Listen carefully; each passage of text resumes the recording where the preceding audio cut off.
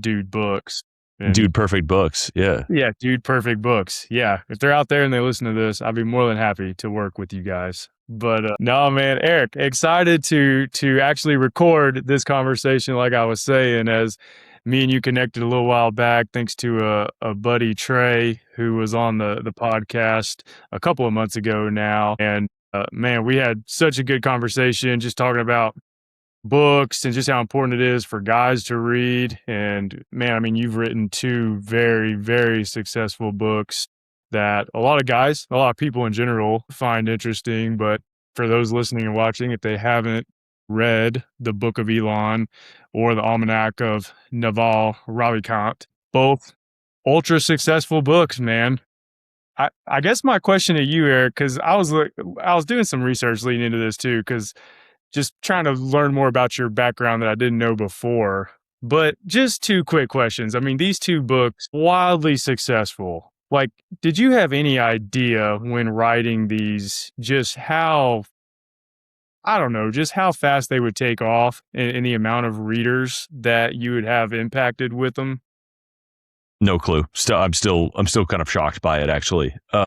I thought, this was a side project, and I spent a couple of years doing it. The first book, The Almanack of Naval, and I thought, I thought it would have an audience among Naval fans, which at that point he had probably 700,000 followers on Twitter. So he was well known in the tech world, like in San Francisco. If you were in startups, you might have read his blog, but not really well followed or well known outside of this before he went on Joe Rogan or anything like that. So I would have been really, really pleased to sell 10,000 copies. And for context, I put years of effort and tens of thousands of dollars into publishing it. So that would have been like a break-even outcome. So the fact that it's, we're coming up on 2 million copies sold in 40 languages, and we've given away millions more, and, that people are like, of all kind of walks of life and cultures and ages are like attracted to these ideas and have loved this book is really amazing to me. Dude, 2 million copies. It's crazy. Wild. It's really wild for people that are not like, have no frame of reference for that. That's like very, very, very few books ever sell 1 million copies. And the number that you have to sell to like be a New York Times bestseller is like about 10,000 in a week. And so a lot of times, people have a big spike and then never, the median outcome for a book is like a couple hundred books. So 10,000 is a great outcome, and 1 million is, 2 orders of magnitude. So like standard deviations past that. It's really a very rare thing. Yeah. How has that, because I want to dive in a little bit and just ask, like, how did you get interested in Naval or obviously Elon? A lot of people are interested in him and process and all this, but I want to ask you, specifically just what led you to putting in the time and effort to putting the work together. But before I get into that, because I don't want to undersell like just how incredible the feat is of selling that many books. It doesn't happen just because people go, oh, we know Eric, great author, let's just buy his book, and it could suck and it still sell. Like, no, it continued to grow and grow because it's a good book and a good story and people crave the information. How is it personally, because and you've also led Scribe, as the leader of that company too, but how has it personally impacted your life and just the direction of it, just from being able to say, like, with just the amount of books sold that you've put out there? Yeah, the biggest thing is that it's a kind of a marker of it's a reputation creator. Like it tends to frame a conversation or an introduction to just have like one thing that you did well at least one time. And so people can say, like, you can get introductions, and when you meet people, you can say, like, I did this thing. It's kind of, there are lots of different ones, right? Some people, it's a credential like a PhD or a Olympic gold medal or exit a company or, sold some big deal or some number of doors in real estate or whatever. There's like many, many, many ways to appear credible, but one of them turns out to be writing a good book. And it really is about a good book. It's not necessarily about selling a ton of copies. Not every book, that's the goal, nor should it be.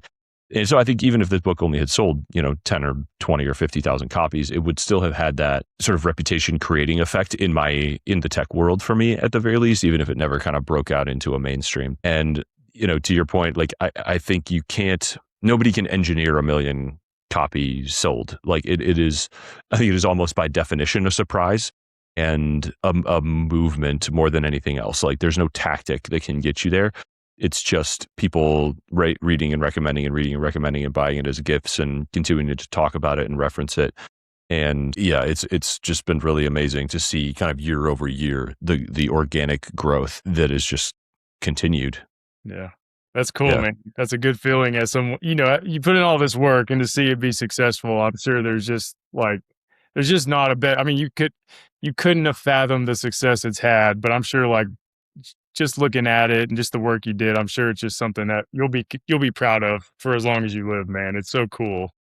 Yeah, and I mean the thing that goes on the cover is the number, and the thing that people talk about is the number, but the actually satisfying part, and this is true, I think, for all authors at every level of sales, is the more personal stories that you hear. Is like, hey, I gifted this to my brother, I gifted this to my dad, I read this when I was in med school and fucking hated it and decided to quit and go this other direction with my life or whatever it is. Those personal anecdotes or like sweet moments cover end up sticking with you a lot longer than any kind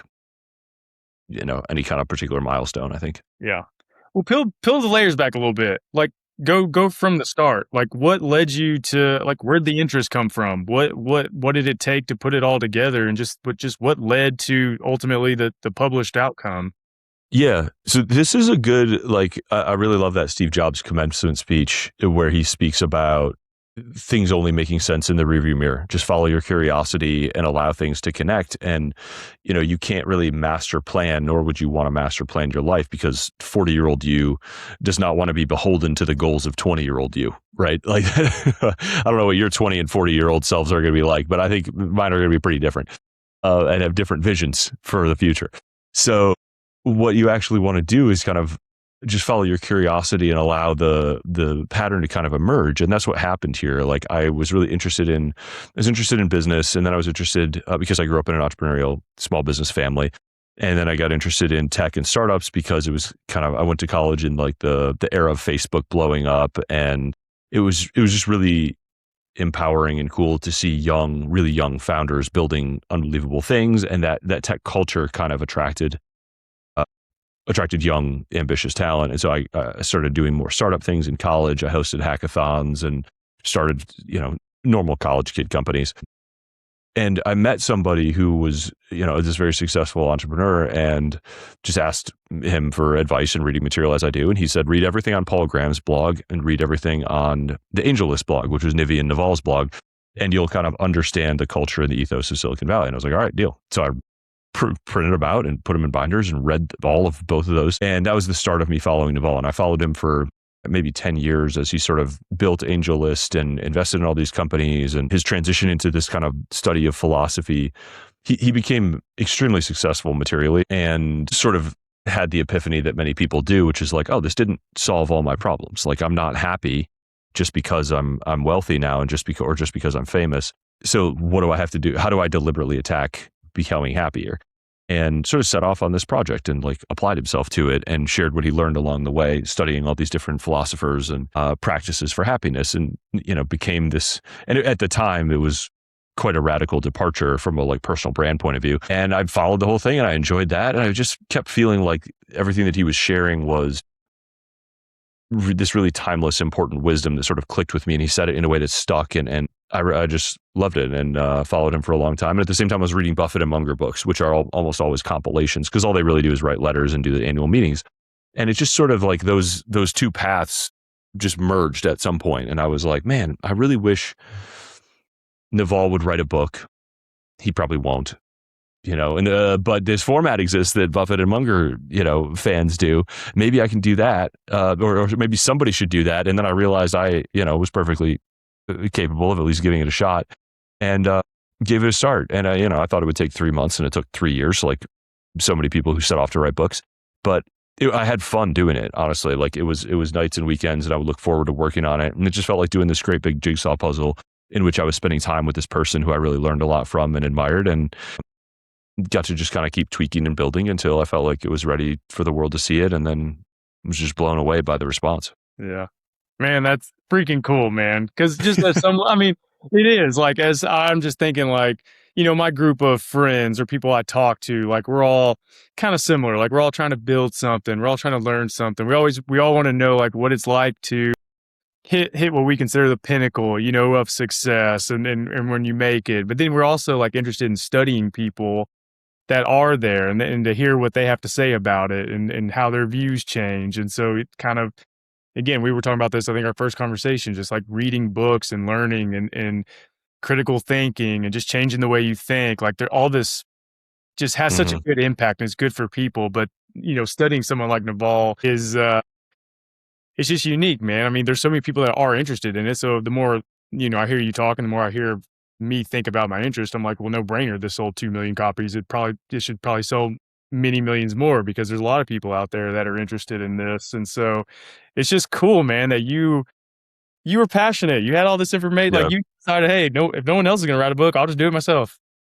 Yeah. And in retrospect, it sort of had the recipe for success, which is like it appealed to universal human desires, which are wealth and happiness. And I really did obsess over perfection, right? Like, especially nowadays with AI, but even before that, you saw a lot of like low effort books on Amazon where people are like throwing up a book every month and it's kind of like a quote book and they never really promote it intentionally and there's no story around it and it's not really engineered to be helpful and it's not a high effort curation and it's not threaded together super effectively from idea to idea. But I share that story in such great detail just because like I think so many people will have their own version of it. Like you are what you are consuming, but it only makes sense, 10 years down the line. Like the seeds you plant sort of grow and mix with each other slowly over time. And you don't really know what kind of soup you're making, but one day it sort of clicks and it all makes sense looking back. Yeah. I mean, it's so cool as someone who's like trying to be in that journey. I love hearing things like that because I was even sitting down. I was talking about your book this morning. Actually, I was sitting down with the former CIO of Okta, and I told him that you and I were meeting today, and he was like, "Oh yeah, I know that book," and That's I'm awesome. familiar with who Eric is, and I was like, "Yeah, I figured you would be Silicon Valley guy," and so it was really cool. But there's so many like-minded people, like you say, that are kind of seeking out the same thing. And so in hindsight, yeah, you're like, oh yeah, this was set up to be a successful book because this is what people are, consistently trying to strive towards. But nonetheless, it still doesn't make it any less amazing on what it's done. So it's really cool. And it's one of those things, everybody, you see it, you hear it so often. It's like become one of these platitudes of like, when you find something you really love to do, you apply yourself at a different level and you have a different standard of success. And this is that for me. Like I worked so hard, so hard on companies that ended up completely failing and going to zero and just grinded and, exerted myself willpower and long hours and weekends and all nighters. And it's so funny that the thing that has been the biggest changer of my life just felt so natural. And I did work hard on it, but I was excited to work hard on it basically every day that I got to work on it. And it's really hard to hear someone say, oh, just follow the things you're passionate about. It'll turn out to be the best thing you can do. And honestly, even when I have like had that experience, I've still messed it up in the intervening years, but I at least have that personal tangible experience to go back to and be like, yeah, no, I really do need to lean into the things I just love to do because I'll do them at a completely different level of craft and effort, and the world will see that in the product, and it'll be a difference maker because so many of us are playing these power log games where the very best thing gets 99 or 99.999% of the rewards. Yeah. Yeah. Well, this perfectly transitions to your other book, the Book of Elon, because you talk about, kind of studying his expertise on finding purpose and doing these incredible things. But talk a little bit about the next project, how, looking at Elon Musk and what he's accomplished, describe your path that went into that book. I mean, as soon as I saw the response to the Naval book, I was like, oh, I gotta, like, people just started proposing other people for me to do immediately. They're like, oh, do Balaji, do Paul Graham, do Mark Andreessen, do Peter Thiel, do, Jensen Huang, and Elon was obviously on that list. And he's been high on my list for a long time. I mean, well before he was a household name or involved in politics at all, he was a hero in the tech world. Yeah. Just because he was part of the PayPal mafia and had early exits. And even before it was clear that Tesla and SpaceX were going to be successful, he was a hero in the tech world because he just swung hard, just put his nuts on the table over and over again with hundreds of millions of dollars on the line and his personal reputation. And that's just, how can you not respect somebody who swings that hard at such important and noble goals? So he was very much on the short list. I ended up writing the book of the anthology of Bology first, published that in 2023, and the whole time was sort of doing. Elon was a massive undertaking, and so it did take a lot. He's just so prolific, and had such a long career. So decades and decades of material got sort of compiled and organized and curated and worked through for that. So it just took, it probably took 5 years to get through that book and all the material and stitch it all together, and then boil it down, distill it enough until it was like really concentrated. Because my goal for these is to have a highlight on every single page. Like, I want this to be the single best use of your minutes of reading humanly possible. And there's actually a way to measure this, which is how densely highlighted is the book. And the Almanack of Naval is in the top 100 most densely highlighted books in all of Kindle. And so I think that's, to me, that book met that mark. That means there's richness to it. There's value on every page. And I love getting that kind of feedback. Like, oh my God, I read it in a day. I flagged every page. My highlighter went dry. Like, that kind of stuff tells me that I did a good job sort of respecting the reader's time and just saturating it with useful ideas. Yeah. Yeah. And I was interested in it because I read, and I had to look it up because I couldn't remember who wrote it, but Ashley Vance book that came out, I guess it was probably around 2017-ish, I think is when it came out. When your book came out, I was like, man, I read this book, but there's so much that's happened with Elon in the last 10 years since that book came out. But I learned a lot about him through that because he's been around a lot longer than what people have known him on this stage anyway. Obviously Tesla and all his origin story, and then SpaceX, and like just, dude, being on the island, blowing things up, getting down to like the last dollar, just basically backed into a corner and being like, it's all or nothing, man. We're going all out for this. And then, like you said, swinging through the fences. Like, not many people take the approach that he does. And I don't know, man. It's just something that's, for lack of a better term, just remarkable. Yeah. Yeah. I looked it up. Ashley Vance's book was 2015, actually. 2015, yeah.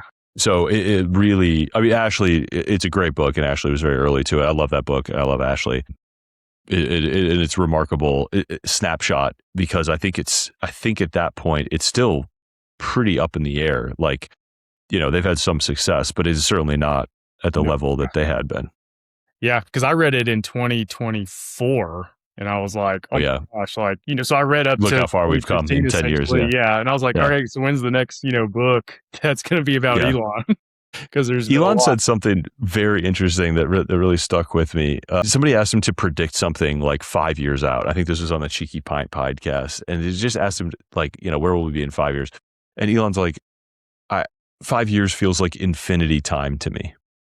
And I thought that was just so, like, most people talk about how fast time goes and how, little changes and they're doing 5-year plans. And he's just like, I think that's just a byproduct of how fast they're moving and how much changes, how quickly the environment changes. And that really changed. I was like, man, 5 years is a long time if you are moving quickly. So how quickly can you move, and how much credit can you give yourself for how, like, if you believe it's a lot of time, all of a sudden your scope of what you might accomplish in that time changes.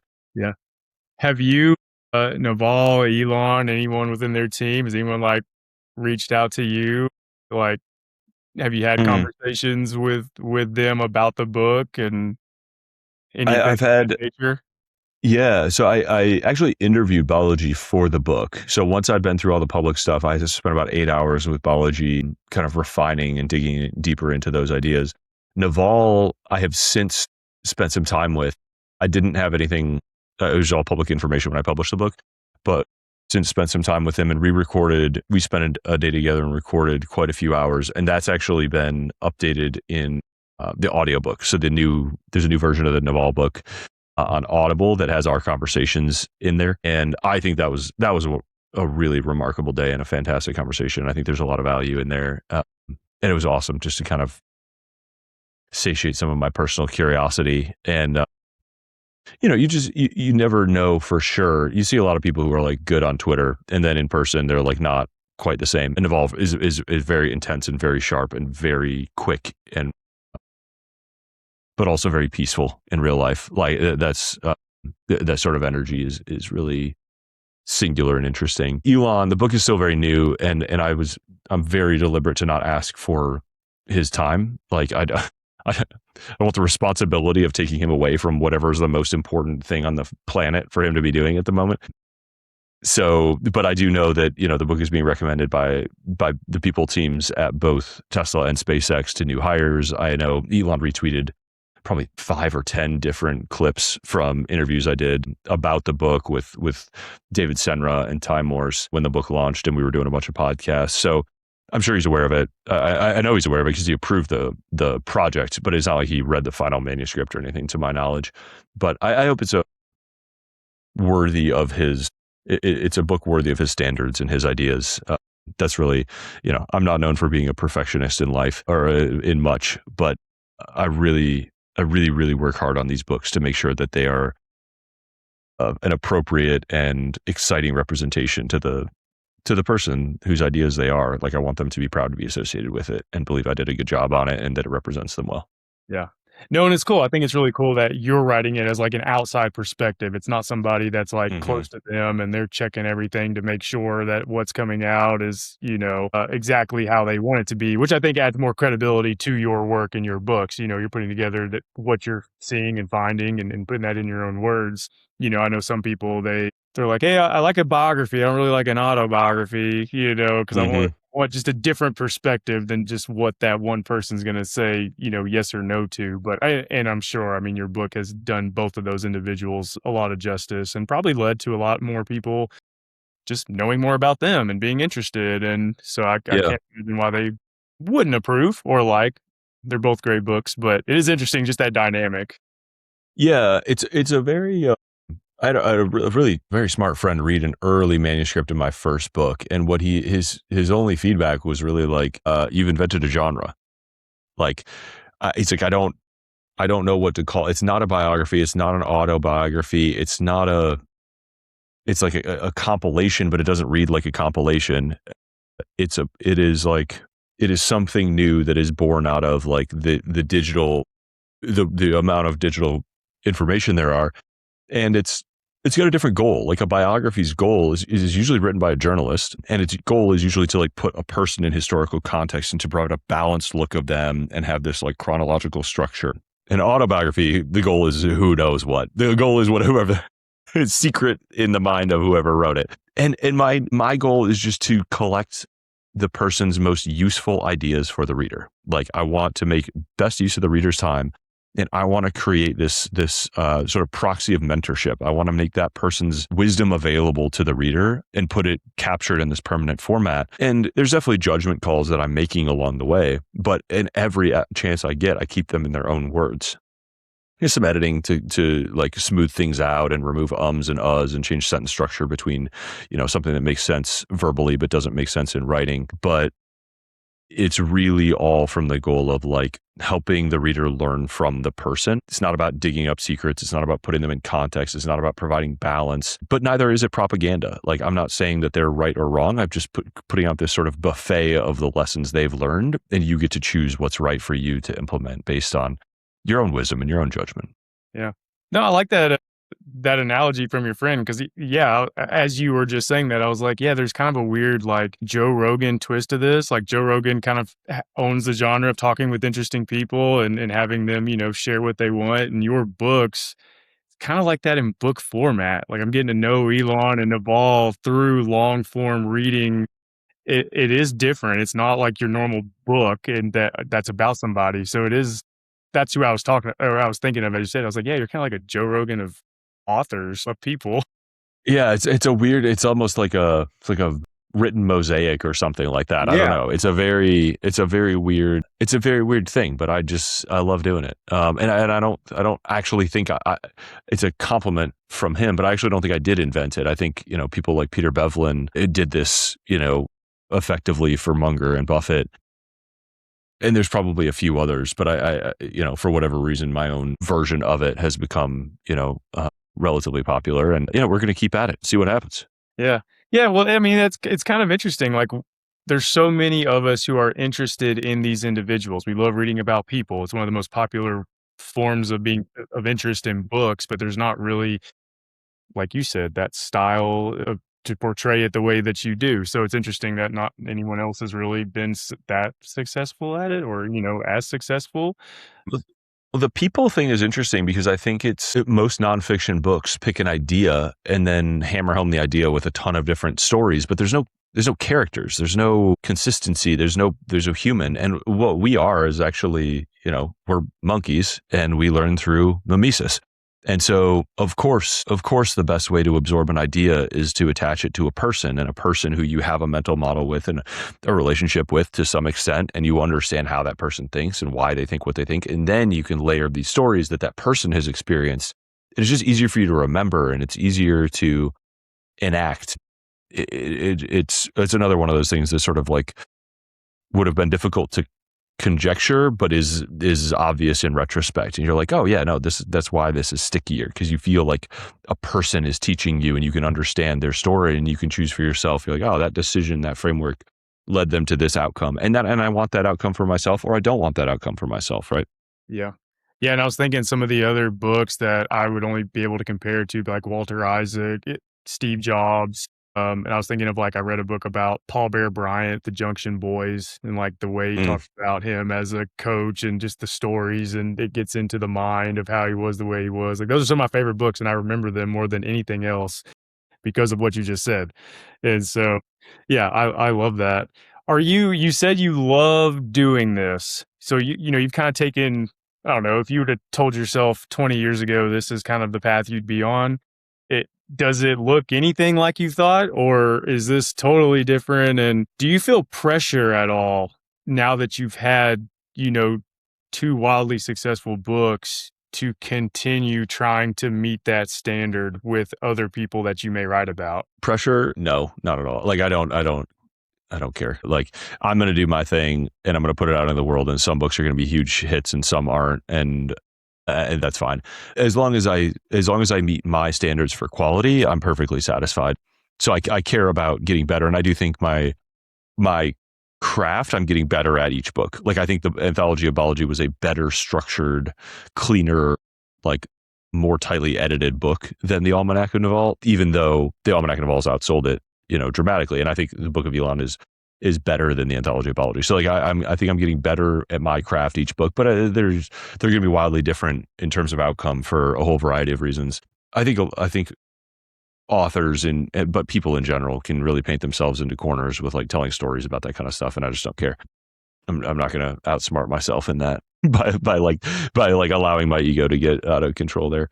Uh, as far as the root, like, I've always been a reader, and of a lot of things, fiction, nonfiction. I've always been interested in ideas, and like a collector of them. Like, I think I was really attracted to Munger because he's a collector of mental models. And when I find somebody who sort of feels refreshing to read because they're teaching me new ways to see the world, those are my favorite kind of books. Like the ones that feel like they give you kind of a new lens on life. And so it probably wouldn't be surprising, if you told my parents, or at when I was 15, like what I'd be doing, or at 20, they'd kind of be like, yeah, I can see the seeds of that are planted now. We were a very nerdy kind of like bookish family that just would like sit around and read together, and picking up Poor Charlie's Almanac off my dad's bookshelf when I was 19 or something definitely like changed my trajectory in life, and it formed my reading and formed friendships and a lot of my interests through my 20s, which is, it's not a lot of people in their 20s who's biggest fan of the like this 90-year-old curmudgeonly investor guy, but when you find him, you make fast friends. No, it's interesting. I was the same, man. I mean, like, my 20s that's kind of when I discovered the importance of reading, and like I saw my thoughts change, and I thought that my opinions change, and I saw my, like, I don't know, my whole approach to just certain situations and certain things that people would say, and just like my patience level.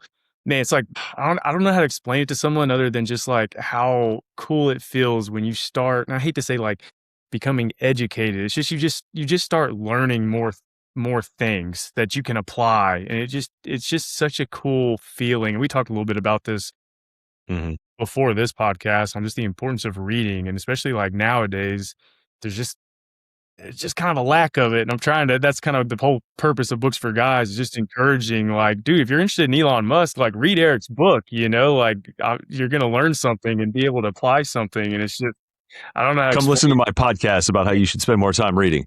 Yeah. Yeah. Listen to my podcast and watch it first, and then go pick up a book. Yeah. No, but if this can influence somebody to read more, that's the purpose behind it, 100%. and it's Yeah. better than me just telling them to do it. Maybe No, I they'll. think a podcast is like it's like the book trailer for the movie. I think like when you get a feel for the author and you understand what you're in for and what you might get out of it, it's how a ton of readers discover books, and it is a big commitment to read a whole book. And I think a lot of people start a book feeling the burden of that commitment already. And one of the things Naval says that I've appreciated is like you're not obligated to finish a book. Like if you don't, you're not obligated to read it start to finish. You're not obligated to start on page 1.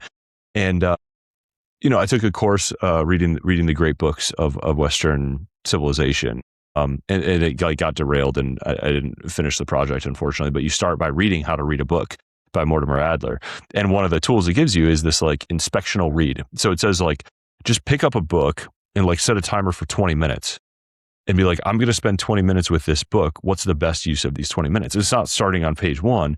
It's reading the front and the back and the table of contents, and then flip to the back page, read the conclusion, like what are the last few sentences or few paragraphs of the book that matter. Read the author's bio, think about the biases, think about the thesis of the book, flip through looking for highlights. And that's a really effective way to like file a book away in your head and to change your, there's books that I've bought that I spend 20 minutes or 30 minutes with, and I'm kind of like, okay, like I get the thesis. I don't actually have to read the whole book to figure this out. And there's other books where I'm like, okay, I love this thesis. I don't understand it at all yet. I really do need to spend time with this material to like grok it. And it seems very, very important for me to grok. And this author's highly credible. And, it's recommended by these amazing people as like a life-changing book.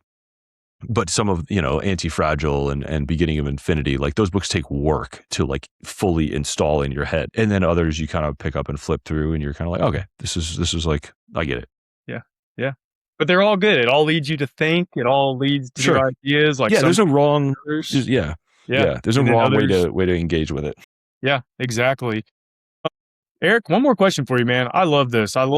Dude, I'm so happy we got introduced. I love like just the work you put into your books. I love the books you put out there. There's going to be so many more. I love hearing that you love doing what you do, because that means there will be additional time that we'll be able to pick up on and spotlight. But my final question for you, I ask everybody this that comes on the podcast. It's a hard question, depending on, where you're at in life, what you've been reading, but it's just a Books for Guys specific question. But I'm curious to know, what is a book or two that has meant a lot to you personally or professionally? And what's a book that you love to recommend to other people? If you think I'm going to stop at 2, you're crazy. You can go as many. I think I'm going to set aside my own, though I stand by them firmly. And I think they're amazing books to read. In particular, if you have somebody who's young in your life, like gift them to please gift them to anybody who's like between the ages of 13 and 22. They're very accessible, and I think they're life-changing if they reach people who are still have so many of these big path-dependent life decisions ahead of them. I mentioned it already. Poor Charlie's Almanack was super personally transformative for me. It found me kind of at 19. I read basically every book that Charlie Munger recommends. It sent me down this deep rabbit hole. I started visiting going to the conferences. I made great friends there. It became this kind of proxy for shared virtues, through which I made many friends and great relationships. So Poor Charlie's Almanack has like a very dear place in my heart. And I think it's absolutely full of incredible, timeless, earned wisdom. And it's funny. Like it's enjoyable to read. Another there's a couple books that I think are very effective at giving you new lenses, like I talked about, that just install wisdom very reliably in you. I think the David Deutsch's Beginning of Infinity is one of those. It's not an easy read start to finish, but even if you just read the first 3 chapters, that is life-changing. You can hear great interviews. Brett Hall has a podcast that helps you digest that book. Another that's kind of in that vein is Anti-Fragile or Skin in the Game. Nassim Taleb's books are really, really helpful for helping you navigate the world effectively. And when you see outlier successful people, a lot of times they have enacted those ideas consciously or unconsciously. And I have some very smart friends who got very rich understanding those books in particular very deeply. I really love the Systems Bible. I think it's hilarious, and another one of these books that like shows you how the world works in surprising ways. It feels arcane. It feels like you've discovered some sort of incredible secret. It's laugh out loud funny. It's kind of mock dry, like it pretends to be academic, but it's actually, the whole thing's a joke. I love it. Right now, I love to recommend, this is like almost mainstream, but Dungeon Crawler Carl is just so fucking fun. Like if you made it this far and you're like, this all sounds boring, I don't want nonfiction, don't make me work. Reading or listening to Dungeon Crawler Carl is like watching a hilarious action movie. It's probably like culturally similar to Fallout. If you've like played that video game or watched that TV show, it's like has a little bit of heart, but it's crass and perverted and hilarious and gory and funny, and it'll absolutely pull you down the rabbit hole. But it's a great read. I don't want to give you too much context. Just dive into it. Yeah. No, those are great, man. Those are great. I appreciate the recommendations. And I love asking that question because your answer could be different if I asked you in 6 months, could be different if I asked you a year ago. As people read more and digest more, I'm just curious of what I want to add to my list. I have a lot of people ask for recommendations, obviously. So when they listen to these, hopefully they'll add those to the list as well. I got one more. If you're into like spiritual shit and you want to be enlightened, Jed McKenna is also hilarious and refreshing and insane. He's like an American Midwestern enlightened guy, and he just cuts through all the bullshit of like yoga and meditation and like, the whole tradition. So if you're in any sort of like spiritual tangle, or just like looking for something that's completely different from anything you've ever read, like Jed McKenna is like funny and interesting for sure. Yeah. Cool, man. Well, Eric, there's so much more we could talk about and go down different avenues, some things we've talked about, even not on this podcast. And hopefully one day we'll, as you continue to put more work out there, we'll have you as a repeat guest over and over, just to go down even more things that are important to put out there. And so, man, I love spotlighting people who are and who have done amazing things and who have a passion and energy for what they do. And so it radiates off of you. And it's so cool just to see, again, your excitement and passion and love for the books you write and the people you're following, and just wanting to share that information with other people. And so, man, I'm honored to spotlight your work and yourself, and man, just can't wait to see. I mean, dude, you've done a lot, but you have so much more to do. I mean, who knows what this all leads to for you, even more things that are maybe unfathomable in a great way. And so, man, rooting for you. And again, thank you for taking. Yeah. Thank you so much for having me. It's an honor to, access the ears that you've accumulated here. And I love the project. I love the ethos. And if I can ever be of help, let me know. But I appreciate you sharing the good word. And I hope people pick up some books and spend some time reading. Absolutely. Don't just queue up the next podcast. Go do a book. That's right. Yeah, that's right. Appreciate it, Eric.